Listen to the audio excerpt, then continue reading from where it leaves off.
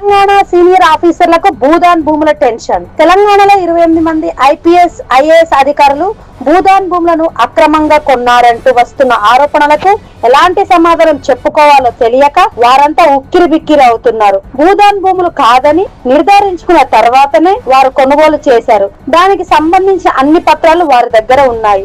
ఆ సర్వే నంబర్లలో అసలు భూదాన్ భూములు ఎప్పుడూ లేవు. కానీ హైకోర్టులో జరిగిన విచారణలో ప్రభుత్వం తరపున లాయర్ ఈ విషయాన్ని గట్టిగా చెప్పలేకపోయారు.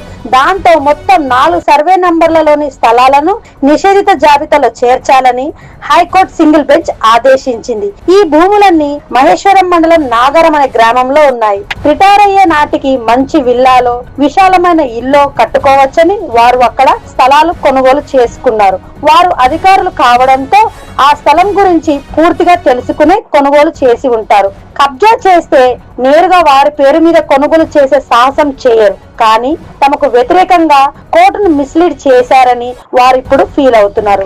అందుకే డివిజన్ బెంచ్ లో పిటిషన్ వేశారు. సింగిల్ బెంచ్ ఇచ్చిన ఆదేశాలను సవాలు చేశారు. ఈ వ్యవహారం వెనుక ఏం జరుగుతుందో తెలంగాణ అధికార వర్గాలకు అర్థం కావడం లేదు. కొంతమంది సీనియర్ అధికారులను భయపెట్టే ప్రయత్నం జరుగుతోందన్న అనుమానాలు మాత్రం వ్యక్తం చేస్తున్నారు.